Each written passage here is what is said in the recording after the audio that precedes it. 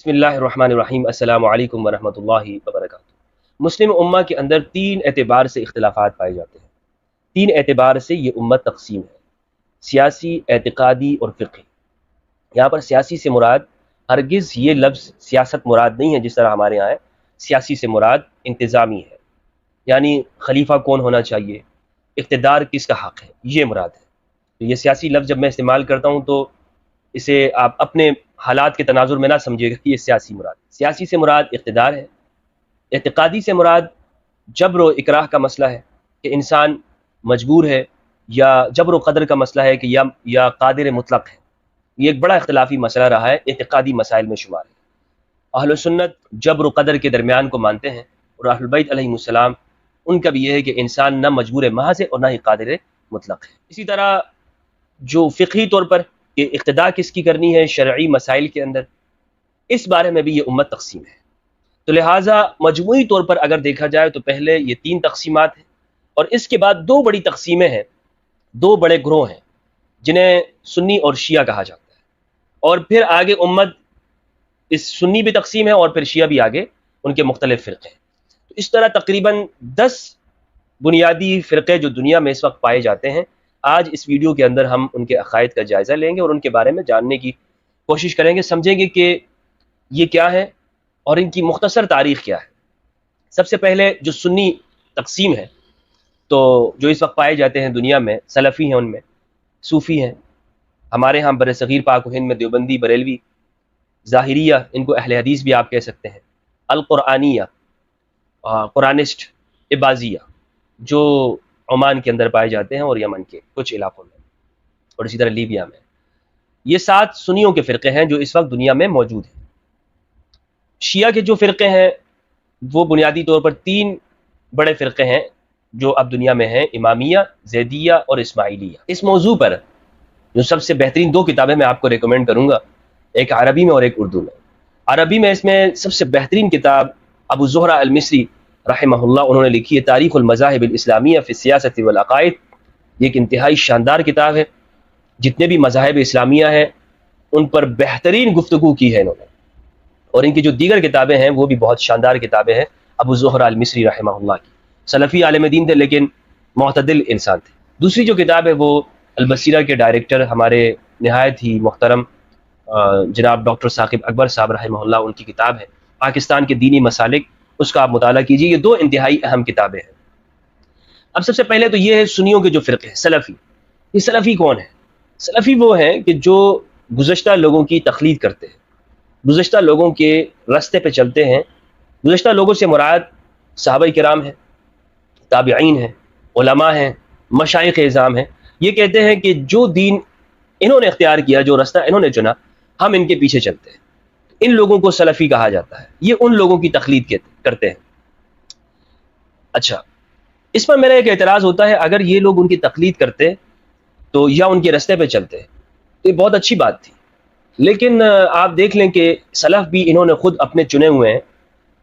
Self में भी इनकी पसंद नापसंद है। ये उन लोगों के पीछे चलते हैं जिनसे हुक्मरान तबका खुश रहा, उमविया के, उनके पीछे नहीं चलते जो इमाम अली अलैहिस्सलाम के साथ थे, अम्मार इब्न यासिर, हुज़ैफ़ा इब्न यमान या खुज़ैमा बिन साबित रज़ियल्लाहु अन्हु। ये अम्मार इब्न यासिर की इक़्तिदा नहीं करते, उनको सलफ़ नहीं मानते। अगर उनके पीछे चलते तो ये हक़ बात करते और सच बात करते, लेकिन ये झूठे हैं, झूठ बोलते हैं ये कि ये हम सलफ़ी हैं, हम सलफ़ की पैरवी करते हैं। इल्ला ये कि बहुत कम लोग इनमें ये है कि जो हक़ पर हैं और वो दुरुस्त बात करते हैं, और तमाम सलफ़ की फिर वो पैरवी करते हैं। इनके जो मशहूर उलमा हैं जिनकी ये तक़लीद करते हैं, इब्न बाज़ है रहमहुल्लाह, सालेह अल उसैमन है और अल्बानी वगैरह है। दूसरा जो तबका है सुन्नियों में वो है सूफिया का। सूफिया सूफ से है, सफ़ाउल क़ल्ब या सूफ़ुल लब्सुल सूफ के सूफ का कपड़ा पहनना। तो ये भी सुन्नियों का तबका है जो इस बात पर यकीन रखता है कि इंसान को अपने बातिन की सफाई करनी है सबसे पहले। ज़ाहिर के जो अमाल हैं उनके बारे में भी पूछा जाएगा, लेकिन असल जोर बातिन के ऊपर ये लोग देते हैं। इसका आगाज़ कहा जाता है कि उवैस अल-क़रनी रज़ियल्लाहु तआला अन्हु से होता है। उवैस अल-क़रनी ये अस्हाब इमाम अली अलैहिस्सलाम में से हैं, जंग सिफ़ीन में शरीक हुए और उसी में शहीद हुए हैं। और ये बात आपको कोई भी پیروں کو ماننے والا آپ کو نہیں بتائے گا، یہ بات آپ سے چھپا لے گا کہ اویس القرنی شہید کہاں ہوئے. نام سب لیتے ہیں، اویس القرنی، اویسی، لیکن یہ نہیں بتائیں گے کہ اویس القرنی شہید کن کے ساتھ ہوئے. لیکن یہ بات ضرور یاد رکھیے گا، جو اویسیہ لوگ ہیں، جو ہندوستان میں بھی اویسی حضرات ہیں، یہ لوگ امام علی علیہ السلام کے قریب ہیں، اور یہ باغیوں حکمرانوں سے دور رہتے ہیں. یہ ان کا عمومی مزاج ہے. اثر تو آئے گا. پھر اگلے طبقے کے اندر معروف الکرخی سے ان کا سلسلہ شروع ہوتا ہے، صوفیہ کا باقاعدہ طور پر. اور معروف الکرخی یہ اصلاً مسلمان نہیں تھے، مسلم خاندان سے نہیں تھے، یہ کرسچن تھے، مسیحی تھے. بچپن میں امام علی رضا علیہ السلام ان کے ہاتھ پر انہوں نے اسلام قبول کیا، ان کی شاگردگی اختیار کی، ان کی مجلس میں رہتے تھے، ان کی تربیت سے یہ معروف الکرخی بنے. لیکن بعد میں زمانے میں آگے جا کر یہ بدل جاتے ہیں اور احمد بن حنبل کی صحبت اختیار کرتے ہیں، اور ان کے اوپر جو اثر ہے وہ تبدیل ہو جاتا ہے اہل البیت سے. تو معروف الکرخی ان کے بارے میں آپ تفصیلات پڑھ سکتے ہیں. دیوبندیہ ہمارے پاکستان میں پائے جاتے ہیں، ہندوستان میں اور بنگلہ دیش ان علاقوں کے اندر. دیوبند یہ ایک جگہ کا نام ہے ہندوستان میں، یہ ہرگز کوئی اس طرح کا کوئی فرقہ نہیں ہے. لیکن چونکہ بریلویت کے مقابلے کے اندر اور یہاں ہندوستان پاکستان میں سلفیت سے کٹا ہوا ایک گروہ ہے دیوبندی جماعت، اور ان کے عقائد بہت عمدہ ہیں. ان کے عقائد پہ جو المحنت علی المفند کتاب لکھی ہے مولانا خلیل احمد سہارنپوری رحمہ اللہ نے، بہترین عقائد ہے، توسل کے قائل ہے. آج کل کے کچھ دیوبندی جیسے طارق مسعود صاحب، وہ وہابیت کا اثر ان میں زیادہ ہے. طارق مسعود میں آپ دیکھ لیں کہ المحنت علی المفند کے اندر قبروں سے فیض حاصل کرنے کے بارے میں لکھا ہے. لیکن آج کا دیوبندی آپ کو قبروں سے فیض حاصل کرنے کے بارے میں اس کو شرک کہے گا. یا رسول اللہ، یا غوث، یا علی کو، یا حسین المدد مانگنے کہنے کو وہ شرک کہتا ہے. جبکہ ان کے بڑوں نے وہابیوں کے خلاف کتابیں لکھی ہیں. المحنت علی المفند کے اندر واضح لکھا ہوا ہے کہ محمد بن عبد الوہاب خارجی کے ساتھ ہمارا کوئی تعلق نہیں. ابن عمر کی اثر بھی وہاں پہ لکھی ہے. تو ابن عمر رضی اللہ تعالیٰ عنہ وہ ان کے سلف ہیں. وہ کہتے ہیں کہ خوارج وہ قرآن کی آیتوں کو مسلمانوں کے اوپر فٹ کرتے ہیں. اور آج بھی یاد رکھیے گا کہ جو شخص قرآن مجید کی وہ آیات جو شرک مشرکین کے بارے میں نازل ہوئی ہیں انہیں مسلمانوں پہ فٹ کرتا ہے، یہ شخص خارجی ہے. اس کا اور کوئی، یعنی یہ وہابیت یہی ہے کہ آپ مسلمانوں کے اوپر، مسلمانوں کی اکثریت پہ قرآن کی آیات جو کافروں کے بارے میں نازل ہوئی انہیں فٹ کرتے ہیں. یہ خارجیت اور کیا ہے؟ اسی کو تو کہتے ہیں. اب بات یہ ہے کہ مسلمان کیا شرک کرتے ہیں کہ مسلمانوں کے اوپر آپ ایک دو شخص کو دیکھ کر شرک ضرور کرتے ہوں گے، ان میں ہیں مسلمانوں میں جاہل جہالا شرک کرتے ہیں. لیکن یہ بات کہنا کہ امت مسلمہ کی اکثریت وہ مشرک ہے، یا جو طبقہ یا رسول اللہ، یا غوث، یا علی المدد کہتا ہے وہ مشرک ہے. آپ دیکھ لیں کہ امت کی اجتماعیت، اکثریت وہ یا علی مدد یا حسین مدد کہتی ہے. گن لیجیے آپ پورے دنیا کے مسلمانوں کو. تو جو یہ بات کہتے ہیں کہ جی مسلمانوں کی اکثریت وہ گمراہی پہ جمع نہیں ہو سکتی، دوسری طرف یہ بھی کہتے ہیں کہ یہ شرک ہے. ان کو سوچنا چاہیے. تو دیوبندی جماعت ان کے بڑے اکابرین ہیں، مولانا قاسم نانوتوی رحمہ اللہ، محمود الحسن دیوبندی، رشید احمد گنگوئی، اشرف علی تھانوی وغیرہ. دارالعلوم دیوبند 30 مئی 1866 کے اندر اس کی بنیاد رکھی تھی، اور اس کے بارے میں تفصیلات آپ دیکھ سکتے ہیں. بریلویہ یہ مولانا احمد رضا خان رحمہ اللہ ان کی جانب منسوب ہے، اور جو صوفیہ ہیں وہی جو عرب کے اندر شمار ہوتے ہیں بریلویہ کے وہی عقائد ہیں. اور یعنی ان کے ہاں زیادہ طور پر علم الغیب کے قائل ہیں، نبی صلی اللہ علیہ وآلہ وسلم کے لیے اختیار کل مانتے ہیں، نور مانتے ہیں، خیر اللہ سے استمداد اور استعانت کے قائل ہیں. عمدہ عقائد ہیں ان کے. بریلویوں کے عقائد جو ہیں عمدہ ہیں، اور خاص طور پر یہ جو عقائد ہیں نبی صلی اللہ علیہ وآلہ وسلم کی تعظیم کے حوالے سے بہت بہترین ہیں. یعنی مسلمانوں کے اندر خاص طور پر بر صغیر میں جو نبی صلی اللہ علیہ وآلہ وسلم کی محبت اور آپ کے حوالے سے مسلمانوں میں حساسیت وہ پائی جاتی ہے، تو اس میں اعلیٰ حضرت مولانا احمد رضا خان بریلی رحمہ اللہ کا بہت بڑا کردار ہے. آپ کی شاعری کا، آپ کے نثر کا، جو آپ نے کتابیں لکھی، بڑا کردار ہے. اگرچہ ان کی فتاووں کے اندر بعض میں تشدد پایا جاتا ہے، اگر وہ نہ ہوتا تو یہ بہت بہت عظیم کام کر چکے ہوتے. لیکن انہوں نے جو تکفیر کی ہے مسلمانوں کی، اس نے بہت نقصان دیا. 5ویں نمبر پہ اہل سنت میں وہ ہے الظاہریہ. ظاہریہ اسے کہتے ہیں کہ جو نص بالکل ظاہر ہو قرآن و سنت کی اس کو ہم لیں گے، اور جو چیز ظاہر نہیں ہے اس کو ہم نہیں لیں گے. مثلا ایک مسئلے میں قرآن کی آیت بالکل واضح ہے تو اب کسی کا موقف نہیں چلے گا. جو بات قرآن کی آیت سے معلوم ہو رہی ہے اس کے واضح لفظ سے، وہی ہمارا عقیدہ اور ایمان ہوگا. اسی طرح حدیث آ گئی صحیح حدیث، اس کو ہم لیں گے، جبکہ چاہے اس کے مقابلے میں کتنے ہی بڑے شخص کا، معتبر شخص کا کوئی قول موجود ہو، اس کو یہ نہیں لیتے۔ اس کو شروع کرنے والے وہ داؤد ظاہری رحمہ اللہ ہیں، پھر ابن حزم نے اسے اور مزید عروج دیا۔ متاخرین میں بعد میں جا کر ہمارے مشائخ میں سے، جن کو میں اپنا روحانی استاد اور مربی مانتا ہوں، احمد بن صدیق الغماری رحمہ اللہ، وہ اس طریقے پر تھے۔ بعض علماء نے لکھا ہے کہ غماریہ وہ اسی طریقے کے اوپر تھے، ظاہریہ میں سے۔ ظاہریہ اور سلفیہ میں کیا فرق ہے؟ بہت بڑا فرق ہے۔ سلفیہ وہ کہتے ہیں کہ جو گزشتہ زمانے کے جو اشخاص تھے ان کی پیروی کرتے ہیں۔ ظاہریہ یہ کہتے ہیں کہ جو قرآن کی نص یا حدیث ظاہر میں معلوم ہے اس کی، اور اس کی اتباع کرنی چاہیے، قرآن مجید کی اور نبی صلی اللہ علیہ وآلہ وسلم کی سنت کی جو معلوم ہو۔ اور باقی اشخاص یعنی اہل سنت کے اصول کے مطابق اشخاص تو وہ کوئی معصوم نہیں ہے۔ تو اس لیے ظاہریہ اگر آپ دیکھیں تو مجھے اہل سنت کے اندر حق کے زیادہ قریب نظر آتے ہیں ظاہریہ۔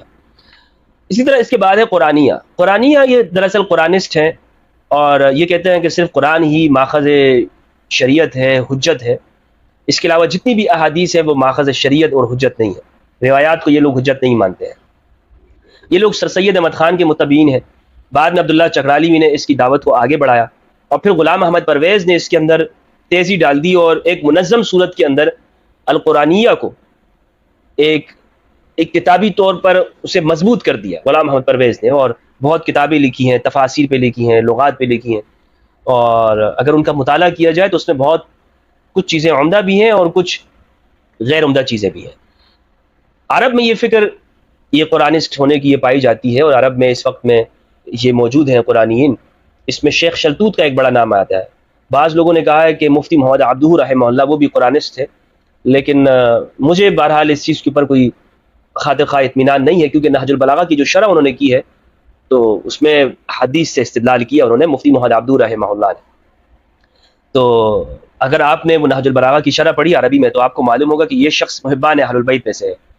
عرب میں جو قرآنسٹ ہیں ان میں بعض نواسب ہیں اور بعض بلکہ اکثر محبان اہل البیت ہیں۔ یہ عجیب سی بات ہے کہ عرب کے جو قرآنسٹ ہیں وہ آپ کو بنو امیہ کے خلاف نظر آئیں گے۔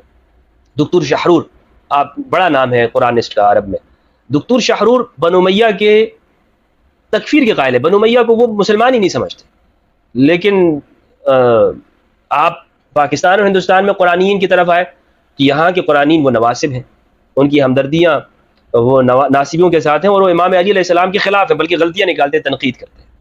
تو کیونکہ یہاں پر تو سب دو نمبر چیزیں ہیں، قرآنین بھی یہاں پر اوریجنل نہیں ہے کہ جو قرآن مجید سے استدلال کرتے ہیں، بلکہ صرف قرآن سے استدلال کر رہے ہیں۔ تو امام زید علیہ السلام کو بھی اس معنی میں حلیف القرآن کہا جاتا ہے کہ وہ ہر مسئلے میں قرآن سے استدلال کیا کرتے تھے۔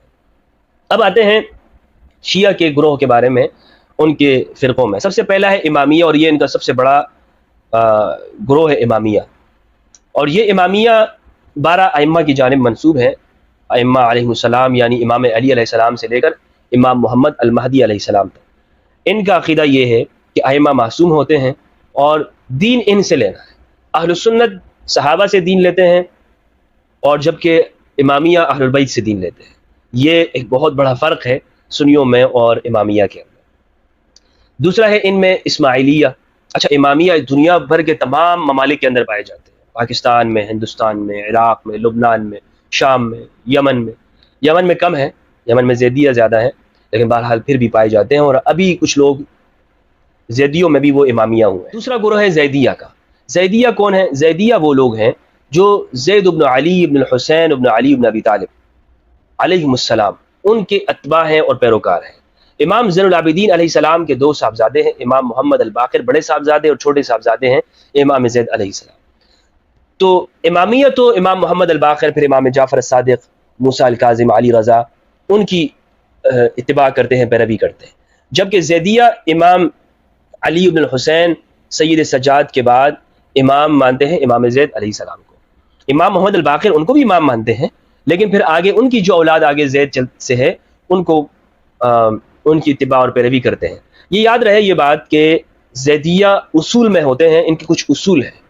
فروع میں ایک شخص زیدی وہ ضروری نہیں ہے کہ وہ زیدی ہو، یعنی فروع میں وہ حنفی بھی ہو سکتا ہے، شافی بھی ہو سکتا ہے، نماز وہ کسی بھی طریقے پہ پڑھے، اور لیکن جو فقہ امام زید علیہ السلام ہے وہ مرتب ہے، ایسا نہیں کہ وہ فقہ مرتب نہیں ہے، لیکن کہنے کا مقصد یہ کہ ان کے اندر بنیادی طور پر 4-5 اصول ہیں، ان اصولوں کو اگر ایک شخص مانتا ہے تو وہ زیدی ہوتا ہے، اور اگر ان اصولوں میں سے کسی کا انکار کرتا ہے تو وہ زیدی نہیں ہوتا ہے۔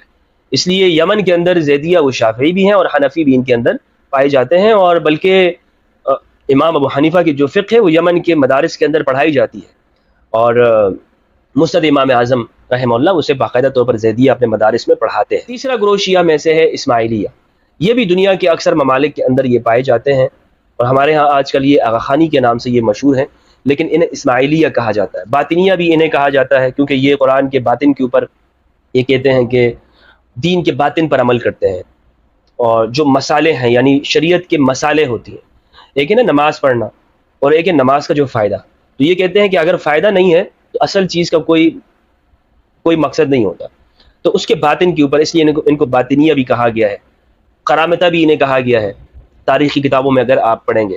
اور انہوں نے فاطمیین مصر وہ اسماعیلیہ ہی تھے، اور دنیا کے اندر یہ جو اسماعیلیہ ہیں یہ چونکہ ان کا ایک بڑا کردار رہا ہے، بڑی حکومت رہی ہے مسلمانوں کے اندر، جو فاطمیین مصر ہیں علم کے ساتھ بڑا شغف تھا ان کا، دنیا کا سب سے بڑا کتب خانہ وہ فاطمیین مصر نے بنایا تھا، اور جامعۃ الازہر یہ بھی فاطمیین نے قائم کیا تھا، اسماعیلیہ نے الازہر سیدہ زہرا علیہ السلام کی جانب منسوب ہے الازہر۔